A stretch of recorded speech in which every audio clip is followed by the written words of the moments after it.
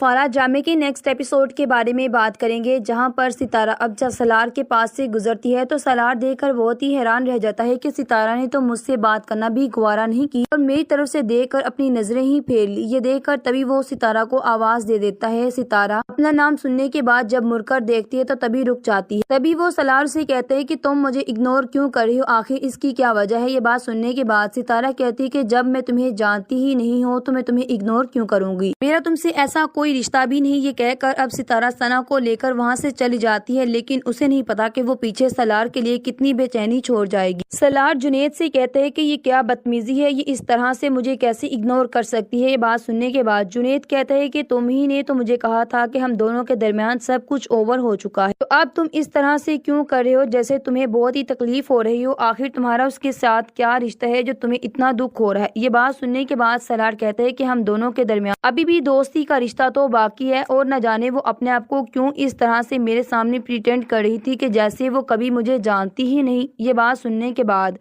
تب بھی اسے کہتا ہے جنید کہ وہ جو کچھ بھی کر رہی ہے وہ بالکل صحیح کر رہی ہے۔ تم جانتے ہو کہ مڈل کلاس فیملیز میں لڑکی اور لڑکے کی دوستی کو بہت ہی معیوب سمجھا جاتا ہے، اور وہ جب تم سے اپنی دوستی نہیں رکھنا چاہتی تو پھر تم اس طرح سے کیوں کر رہے ہو؟ مجھے تو تمہاری سمجھ نہیں آ رہی۔ یہ بات سننے کے بعد تبھی سالار کہتا ہے کہ مجھے تو سمجھ نہیں آتی کہ ستارہ اس طرح سے میرے ساتھ کیسے کر سکتی ہے۔ یہ بات سننے کے بعد جنید کہتے ہیں کہ چھوڑ دو اب اس بات کو، وہ خوش دکھائی دے رہی تھی۔ یہ بات سننے کے بعد سالار کہتے ہیں کہ اگر وہ خوش ہوتی تو وہ اس طرح سے مجھے اگنور نہ کرتی جس طرح ابھی وہ مجھے اگنور کر کے گئی ہے۔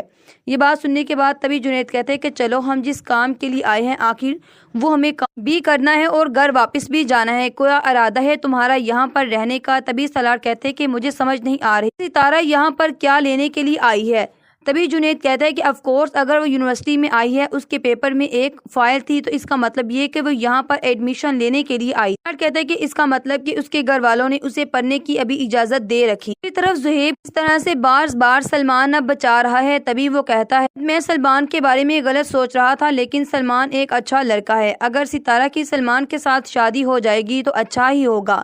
پہلے تو وہ اپنے چاچے کے خلاف جا رہا تھا، لیکن اب وہ کہتا ہے کہ جیسے آپ کو لگے آپ ویسا ہی کر لیں، سلمان بھی ایک اچھا ہی لڑکا ہے، مجھے اس بات پر کوئی بھی اعتراض نہیں ہے۔ یہ بات سننے کے بعد تب ہی کہتے ہیں کہ بیٹا اگر تمہیں اعتراض نہیں تو مجھے اعتراض ضرور ہے، کیونکہ میں ستارہ کی شادی سلمان کے ساتھ نہیں کروانا چاہتا۔ یہ بات سننے کے بعد تب ہی زہیب کہتے ہیں کہ آخر کیا وجہ ہے، آپ ستارہ کی شادی کہاں کروانا چاہتے ہیں اگر سلمان کے ساتھ نہیں کروانا چاہتے؟ آپ ابھی بھی سالار سے ڈرتے ہیں اور اس کے ڈر سے آپ ستارہ کی شادی ہی نہیں کریں گے۔ یہ بات سننے کے بعد ابھی شوکت کہتا ہے کہ میں اس گھر کا بڑا ہوں اور مجھے پتا ہے کہ میں نے ستارہ کے لیے کیا فیصلہ کرنا ہے یا کیا نہیں، تمہیں اس معاملے میں بولنے کی بالکل بھی ضرورت نہیں، کیونکہ شادہ تو شوکت سے کہتی ہے میں جانتی ہوں کیوں نجمہ ستارہ کو اپنے گھر کی بہو بنانا چاہتی ہے۔ آپ جانتے ہیں کہ اتنا کچھ ہونے کے بعد کوئی بھی اپنے گھر کی ستارہ کو بہو نہیں بنانا چاہتا، لیکن نجمہ تو اسے اپنا مرحوم بھائی یاد نہیں آیا، لیکن اب اچانک سے اس کے دل میں کیسے اپنے مرحوم بھائی کی محبت جاگ گئی۔ تو وہ ستارہ سے بہت نفرت کرتی تھی، لیکن اب اچانک سے ستارہ کی محبت بھی اس کے دل میں جاگ گئی۔ آپ اس بات کا مطلب سمجھتے ہیں کہ اس بات میں کیا رکھا ہے؟ آپ کی بہن کو بہت اچھے طریقے سے پتا تھا کہ اس کا حق تو اسے ملا نہیں جو وہ آپ سے مانگ رہی تھی۔ یہ بات بہت اچھے طریقے سے جانتی ہے کہ ستارہ کے نام پر بھی دکانیں ہیں، اگر ستارہ اس کے گھر بہو بن کر چلی جائے گی تو وہ دکانیں تو آسانی سے لے سکتی۔ آپ کی بہن تو اتنی اچھی بالکل بھی نہیں کہ وہ ایک یتیم کو بیاہ کر اپنے بیٹے کے لیے اپنے گھر کی بہو بنا لے۔ یہ بات سننے کے بعد تبھی شوکت کہتا ہے کہ ہاں میں جانتا ہوں، نجمہ میری بہن ہے اور نجمہ کو میں بہت اچھے طریقے سے جانتا ہوں، تم فکر مت کرو، میں کبھی بھی ستارہ کی شادی سلمان کے ساتھ نہیں کرنے دوں گا۔ سلمان اچھے طریقے سے جانتا ہے کہ اگر زہیب کو میں منا لوں گا تو پھر زہیب وہی کرے گا جو اس کا دل چاہے گا، پھر تو ماموں کو بھی کوئی بھی نہیں روک سکتا۔ زہیب کے اوپر تو وہ پورا اعتماد اب پورا کر رہا ہے، کیونکہ وہ جانتا ہے بہت اچھے طریقے سے اب کس طرح سے اپنے دوست سے بدلہ لینا ہے جو کہ اس کی انسلٹ اس کے دوست نے کی تھی۔ تبھی اب زہیب سے کہتے ہیں کہ زہیب اگر کوئی بھی پریشانی ہو تو تم مجھ سے شیئر کر سکتے ہو، تمہیں فکر کرنے کی بالکل بھی ضرورت نہیں ہے۔ ابھی تک زہیب تو اس حق میں بالکل بھی نہیں تھا کہ ستارہ کی شادی سلمان کے ساتھ کی جائے، کیونکہ وہ جانتا تھا کہ سلمان بھی ایک آوارہ لڑکا ہے جو ہر وقت گھومتا ہی رہتا ہے، اور کبھی بھی میں اپنی بہن کی شادی اس کے ساتھ نہیں کروں گی۔ جب سے اس نے سچائی جانی تھی اس کو لگتا تھا کہ میری بہن کا کوئی قصور بھی نہیں ہے، شاید میں اپنی بہن کو جان بوجھ کر ہی قصوروار سمجھ رہا تھا۔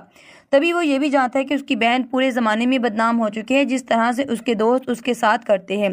تبھی کہتا ہے کہ کیوں نہ میں ان سب باتوں کا جواب دینے کے لیے ستارہ کی شادی سلمان کے ساتھ کروا دوں اور میں جانتا ہوں بہت اچھے طریقے سے کہ سلمان اسے خوش رکھے گا اور سلمان میرا دوست بھی ہے۔ مجھے تو سلمان بہت ہی غلط لگتا تھا، لیکن سلمان ایک اچھا لڑکا ہے، نہ جانے اس کا امیج سب کے سامنے کیوں برا بن گیا ہوا۔ جب سے زہیب اپنے دوستوں کی باتیں سن کر آیا تھا تب سے وہ بہت ہی زیادہ روڈ ہو رہا تھا ستارہ کے ساتھ، تبھی ستارہ کو بھی سمجھ نہیں آتا۔ سلمان اب جیسے ہی گھر آتا ہے تو بہت خوش دکھائی دیتا ہے، تبھی نمی کہتی ہے کہ آخر کیا ہوا، تم بہت خوش دکھائی دے رہے ہو۔ یہ بات سننے کے بعد